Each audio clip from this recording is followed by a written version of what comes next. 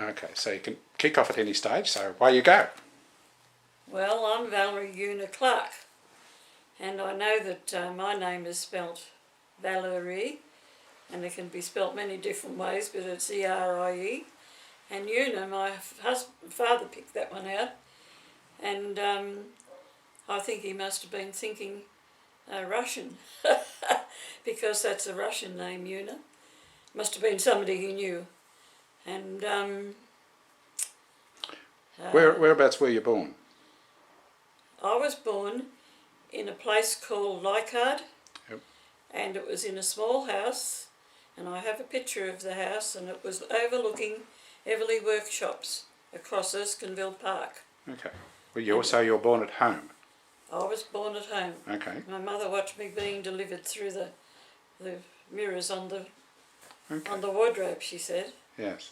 And then we moved from there, and my father was had an eye to the future, and he picked a piece of land at Caringbah, and he made it that it had 5 streets running into where, and he planned to have a shop in later life. And of course my mother hated it. It was too far from town, and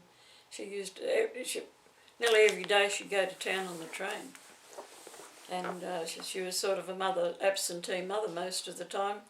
She'd land home when it was tea time, and we'd play shops in the backyard with my brother when we were little. And he was always the shopkeeper, and he tore up money. Every day it was the same old thing, and we went around buying things. And she'd leave us some fruit cake, and she was a hopeless cook. And we'd have this fruit cake, and he'd eat 90% of it. I didn't like it very much. And the only thing she cooked was lamingtons, and the dog finished up eating those most of the time because she'd forget to lock the front door, and he'd run off with them. Okay. So, but getting names, my brother was named after, he was older than me. He was 3 or 4 years older than me, and he was named after, his name was William Arthur, and that was, my father's name was Arthur, but William was her brother's name, and he died in the 1917 trenches. He was in the cavalry, in the light horse, and he went to France, and Stephen went to France to find his grave. Okay. Just recently. So that's names. That's how we got our names, who we took them from. Can you tell me a little bit more about your mother and her family? Brothers and sisters and mothers and fathers and the like? My mother only had a brother. She was younger than her brother. And her father, when she was very young, it was a depression, and he went to Narrabri catching rabbits. That was what they did, and they were on the dole. She used to line up to get biscuits, broken biscuits. When you say the depression, I presume that was in the 1890s, at that period. Would that have been the case? Yes. Okay. Yes. Yep. And he never came home. And my mother said, oh, no wonder he never came home, because she didn't think much of her mother. Yeah. So whether that carried on from me to her, I don't know. But she didn't have much time for her mother, and her mother worked in a chocolate shop. Yep. And she was a manageress, and she used to have chocolates in some big store in town.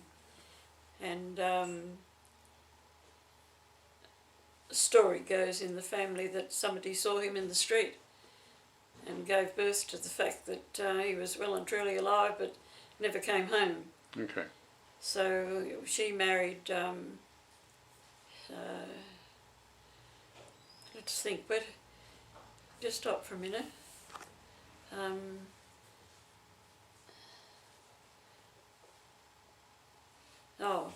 When Mum was a girl, she got smallpox. It was the same as the plague. It was introduced by rats. You remember those plagues that they had? Yep. And she had smallpox, but she was one of the ones who lived. People just fell over and died. Mm. and they took her to hospital and all of her hair fell out, and she had, when she was, later on she had very curly wavy hair. And that's about, she talked about when she got married that her husband had cousins by the same name, and she went out with his cousin first, and then she found out that she kept company with my father, and I think she chose him because he had better prospects than the other one, and that's how she got married. She was a dressmaker and made her own wedding dress, and I've got photos of all that too. So yes, it's she was very hard to get genealogy out of, and I kept asking her about her family, and she told me that when her grandmother died, she lived with her grandmother, who was 6 foot tall, big woman, and she said she had swollen legs, and I think it was elephantitis they call it, but it could have been diabetes, you know, Yes, it was sort of similar type of thing. Yeah. But when she died, they always made her put the money in the gas slot because they had gas light. Yes. They used to have a tap outside the house. They didn't have a tap in the house. And they did their washing outside. It was sort of like an island, always did their washing outside and hung it on lines. Mm.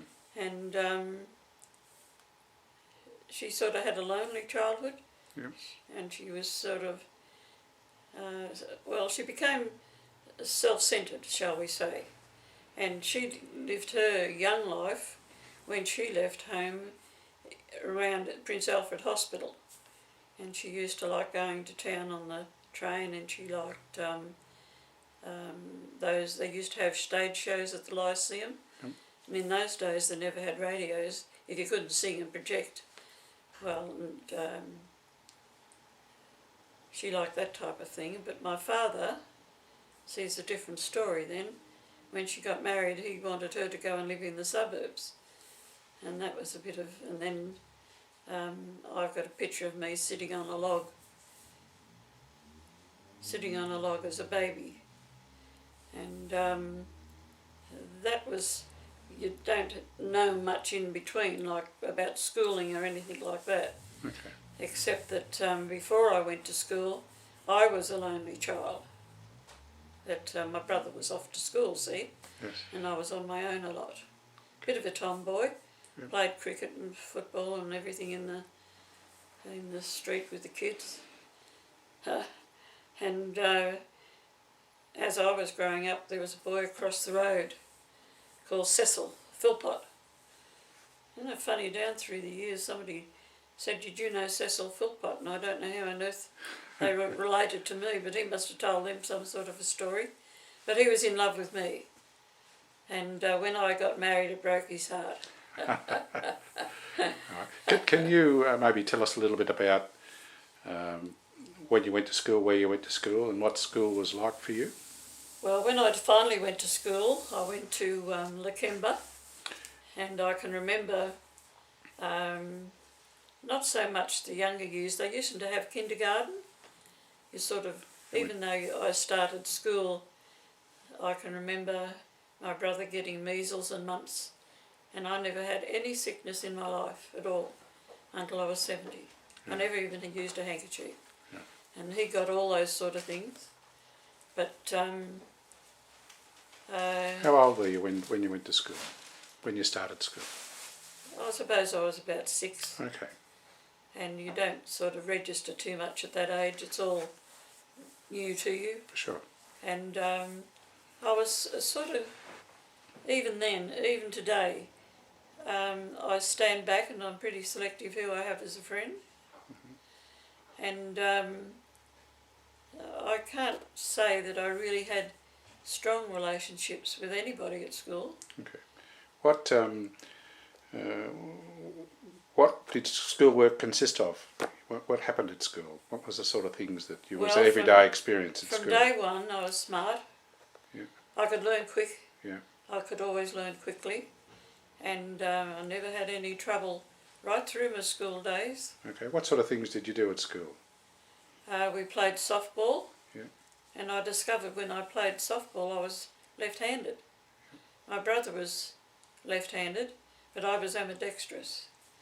And I learned to swim at school.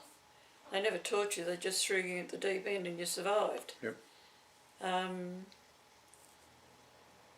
At school, I can remember only one teacher's name, and that was Foreman, and it was then that she told me, right through the family, there's a bit of a gift that you just take for granted, was that it wouldn't matter what number they threw at you, double it, triple it, halve it, divide it, add a number, give you the answer immediately. Mm. And my father could do it, I could do it, my brother could do it, and Raymond could do it. Mm. Okay. So that was, and I was just good on everything. I was always top of the class. Yeah. Okay. So this was, you went to primary school, and then did you go on to high school, or was it at the same school? The primary school took you through till you were 12. Yes. And then when I was 12, I left and went to Canterbury High. I represented the school there in running and was champion runner there. I won the cups and everything. And there was race horses always getting walked past, and I fell in love with horses.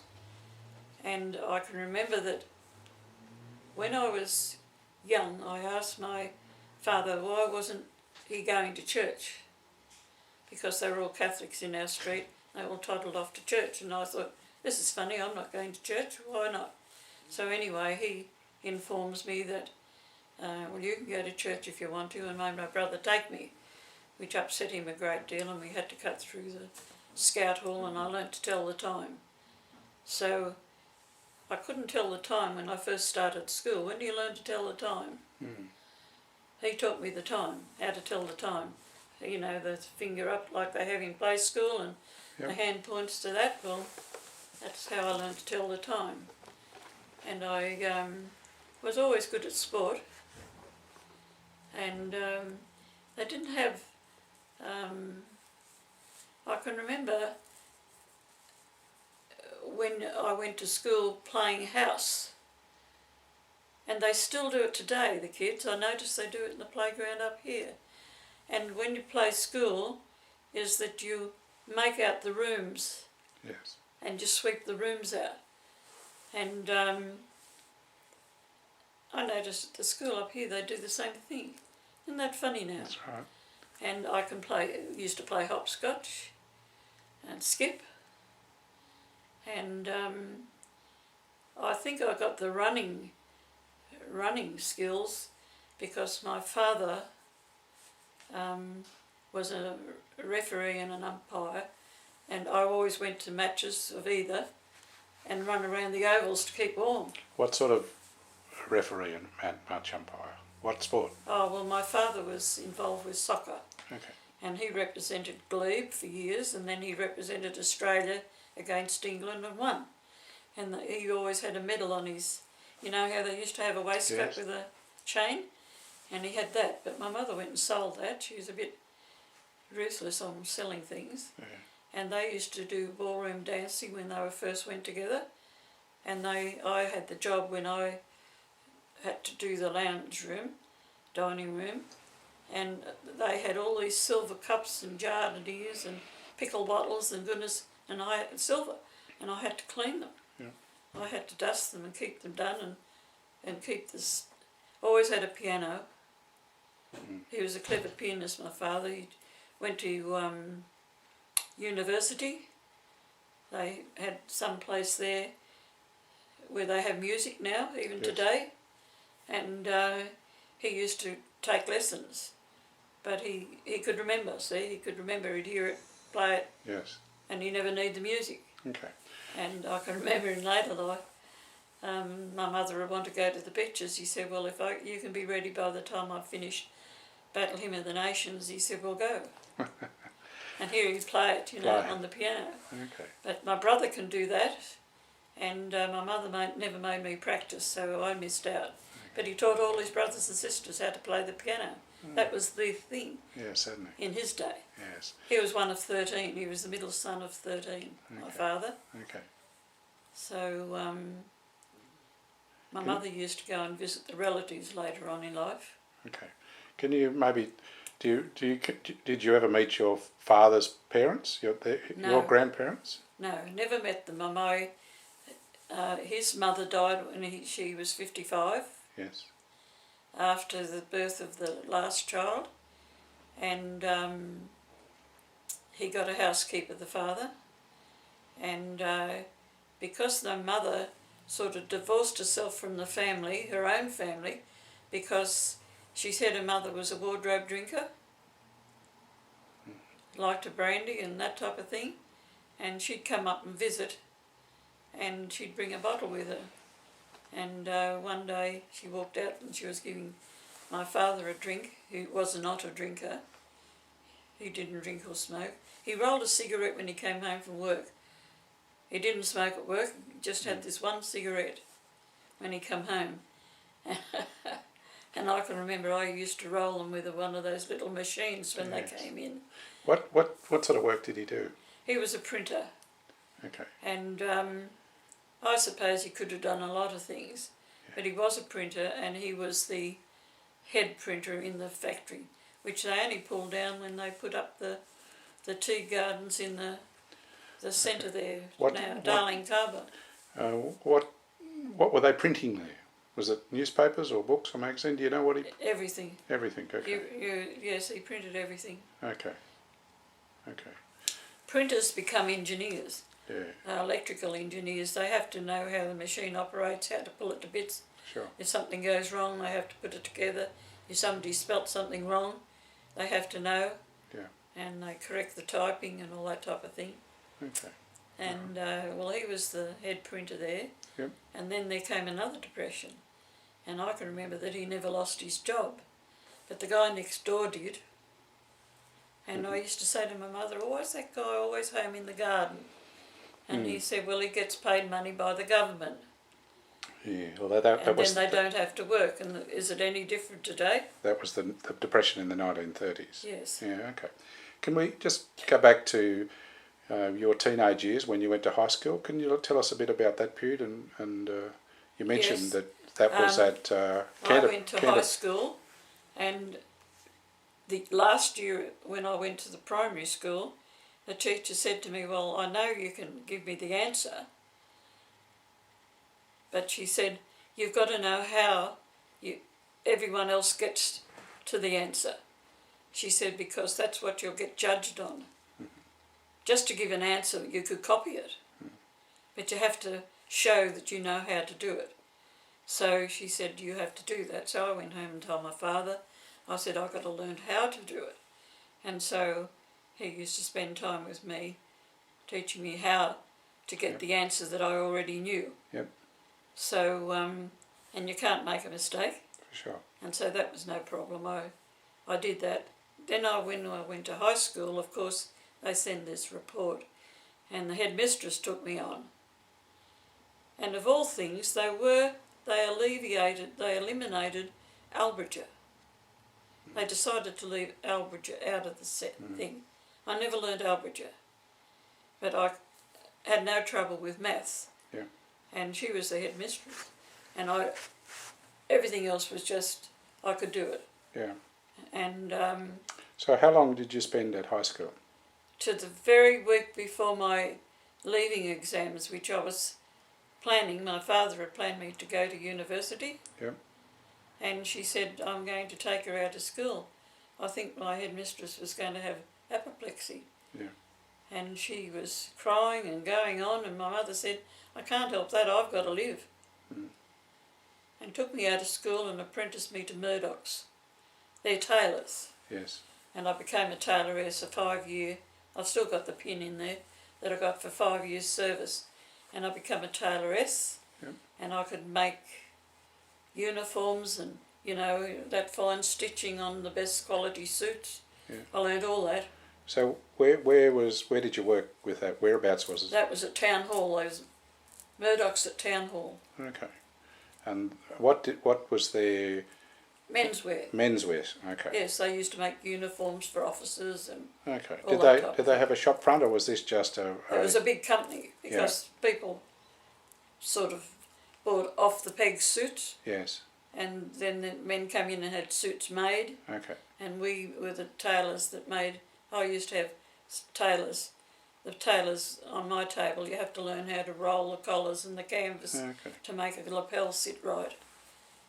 Okay. And you have to have very fine stitching. Did you enjoy that work? Well, I was the sort of person who I'd look at the thing and see how it had to be done and say, well, I can do that. And I'd say that after you prick your finger enough, because tailors don't have tops in their thimbles, and if you go to press the top, you're not putting the stitch right. Yes. And so you soon learn by mistake. And so I learned to do it all. Yeah. Like I could make a suit. In fact, I made a suit for Stephen once. Yeah. I could make a suit.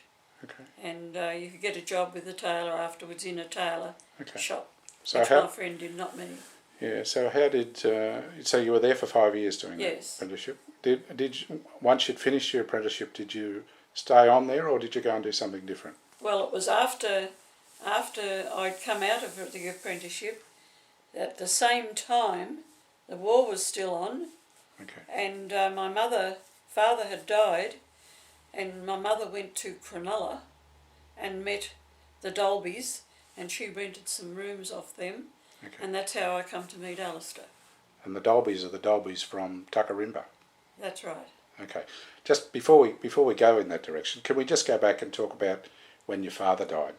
When did he die, and what were the circumstances surrounding that? Well, my father died of duodenal ulcer, and he went through the depression, and he was a quiet man who didn't complain, but he was Australian, and like we always had fruit trees and chooks and grew our own vegetables, and we got by. And but I suppose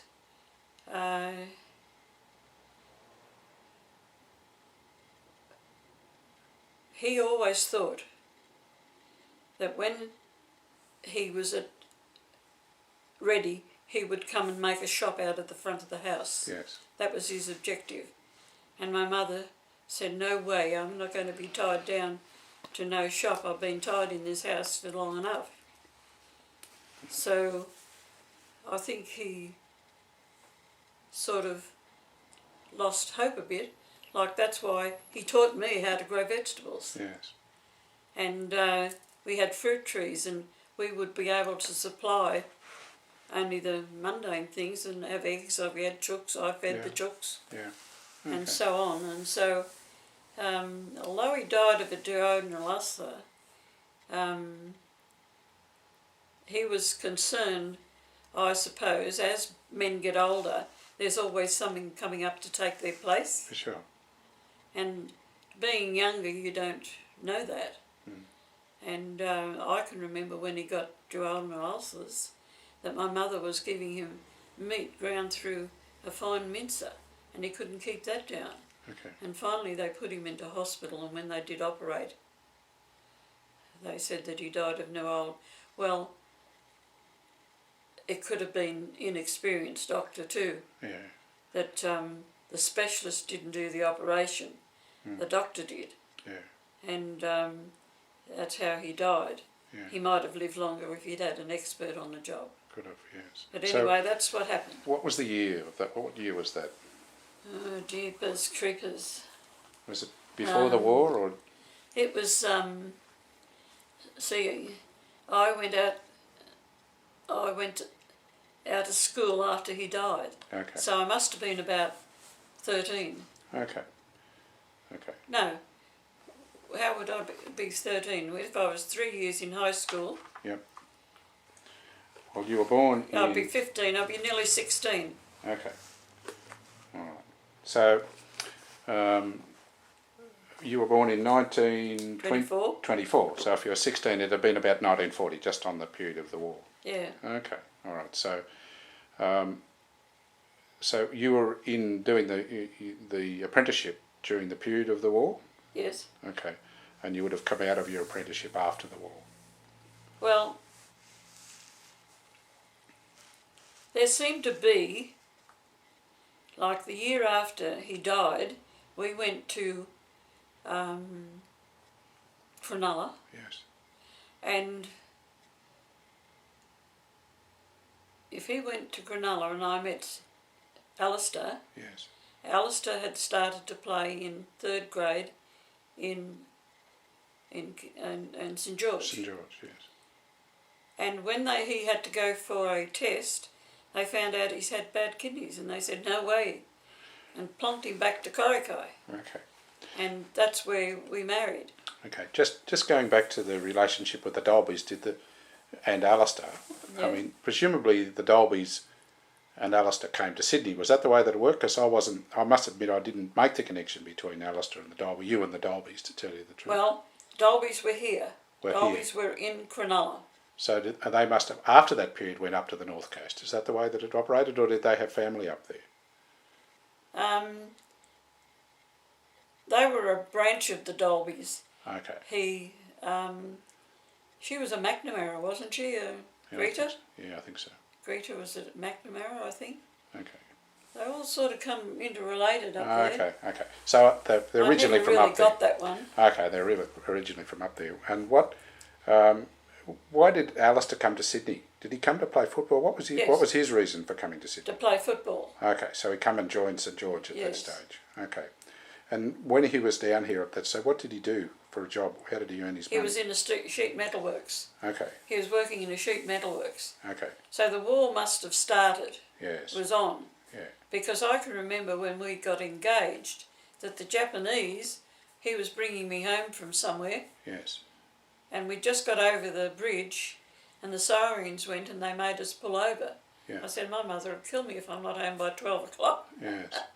And they said, well, there's Japanese in the harbour. Okay. And it wasn't until years later that we found out how many Japanese places were up the coast, you know. Yeah, that's right. Okay, so...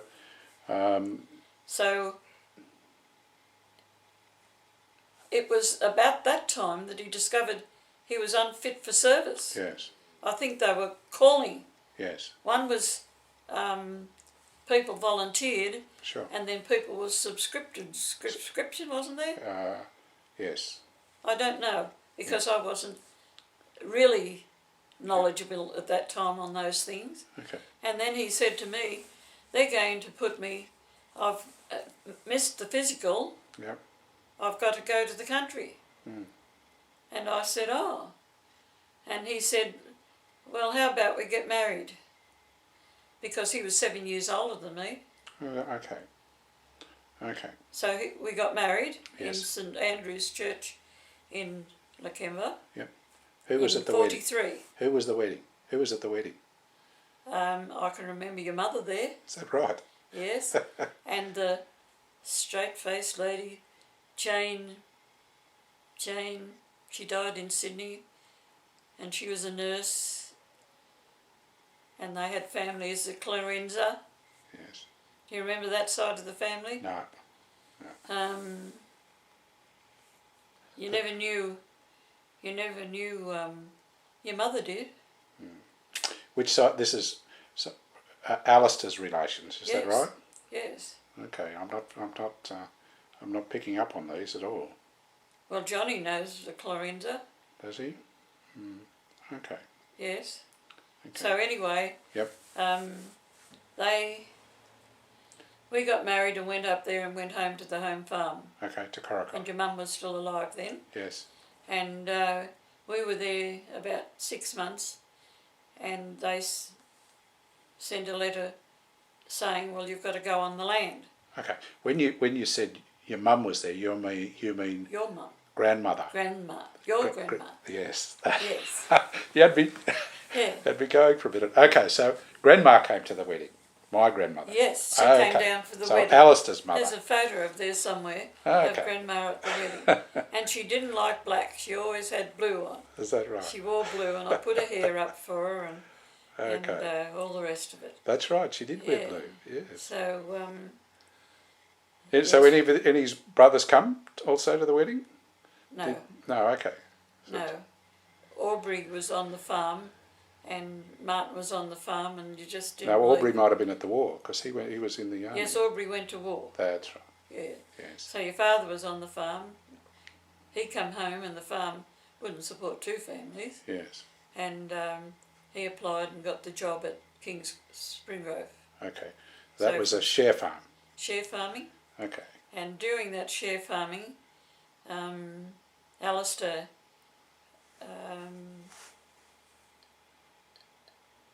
went up on the plateau on the top. There's sort of, the flattened out on the top of the mountain. It was a mountain. Yes. And there was Italians on the other side, but he wanted to see this night paddock where the cows had to go. So he went up and met these Italians.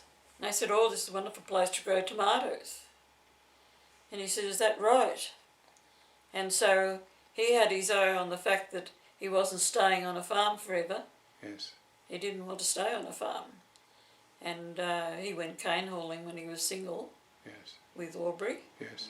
And that's where he learnt that trade. And then he took on a Broadwater himself. And he was the sort of person who had to be the best. You know how they have seed that they shake? Yes. He was the best picker. He always got the heaviest weight when they picked. And he had to be the best farmer. He had to get the biggest load on the things that went down to Woodburn to... Yeah.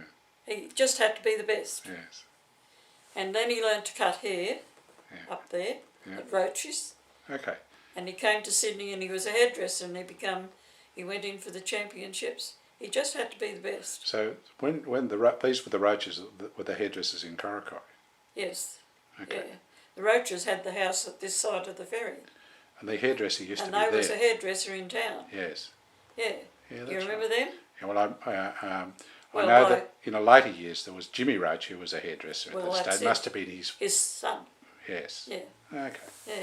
So Alistair that was the business was said, going. "Well, I can cut hair," and he cut hair to all the neighbours. Came and got cut hair because he wanted to cut hair, and he could cut hair. Yeah. And he went over and saw Roach and said, "Let me work for you for a while." And he said, "I'm going to Sydney and I want to be a hairdresser. Will you sign the forms and say I've served an apprenticeship?" Yeah. And he did. Yeah. So he encouraged the guy to tell a lie, I suppose. And he came to Sydney and opened his own business around the back street here. Okay. So how long were you up at the Richmond, in that area? How long were you up there before you came back to Sydney? So you moved from Sydney up there. I got married when I was 19. Yes. On the 13th of February. Yep. 43. Yep. And we left after the marriage. Yes. We packed our bags and went up to Caringbah, and then we were on the farm and we'd signed a contract for 12 months and grew tomatoes. Yes. And I think the war was finishing. Yes. And he came back down to Sydney and he played for St George for 8 years. Okay. And became the best second row forward in the game. Yes, that's right. So it was only a period of a year or so that you were up there. Yes. Okay. I learned to milk cows. Okay. He went to get a draft horse that he had on the cane that would do what it was told. He was a lead horse. Yeah. And he used to go up the mountain. I went up the mountain because I could ride a horse. Yeah. Your mother said that I didn't know what a bridle was. I could ride. And she must have been thinking of something I learned else. to ride, see, when I was a girl. I said to my father, "I want to learn to ride." Yeah. He thought I was mad, but I learned to ride. And when I went on the farm, I could ride. We used to ride a stock pony. Okay.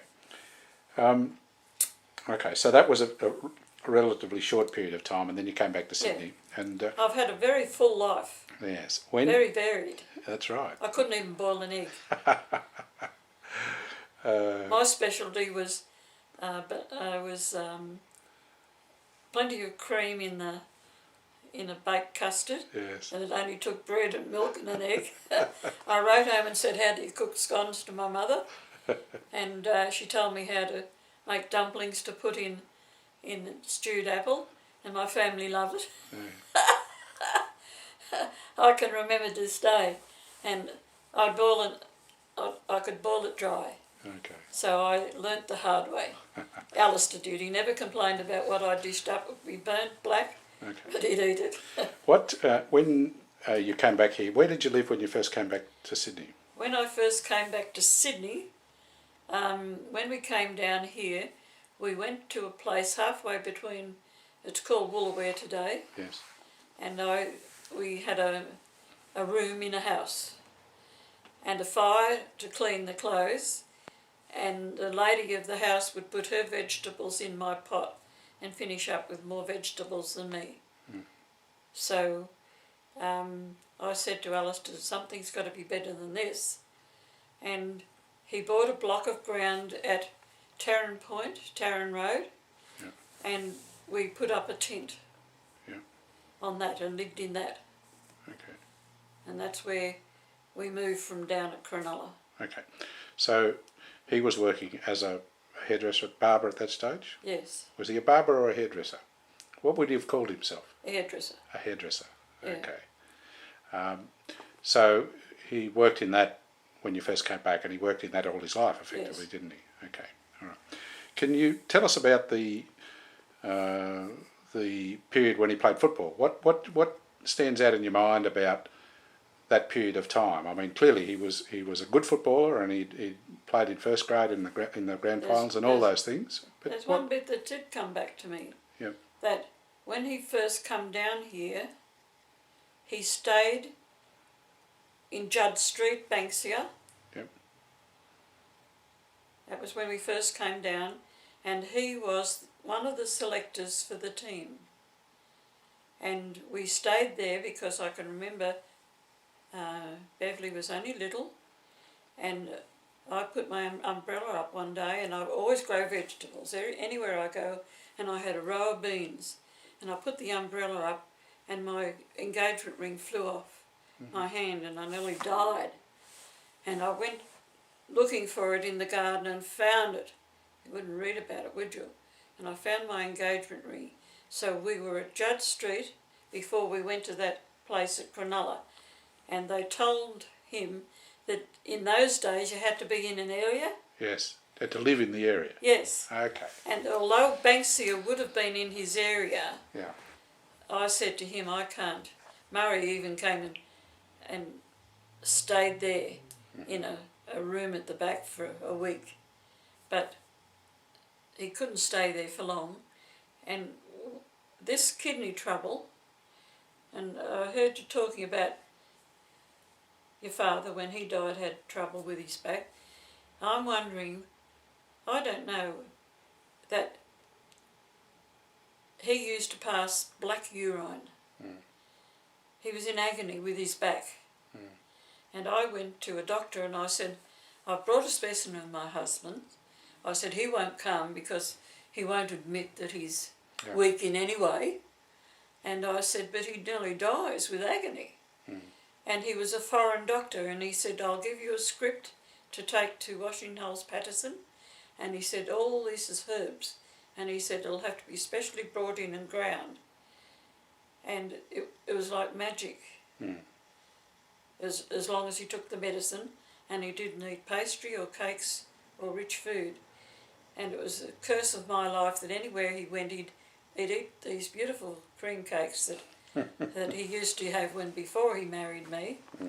And he'd say, why don't you make cakes like this? And I said, well, I want a live husband, not a dead one. And he finished up playing for 8 years with them. Yep. And he said, well, there's someone trying to get my job now in the team. And he said, I'd have 2 more years left in me. And he went to Canterbury Bankstown. Okay. So that's how he come to serve 2 years with them. Okay. But he got 12 tries and 11 assists. Yeah. And that was a lot for a second row forward. That's right. Yes. That's right. Okay. So Had any of your children been born at that stage of the proceedings, or was this when was Beverly I had born? Beverly up in Casino. Okay, so she was She was born. when you were up there. Yes. Okay. And then when we came down here, I never had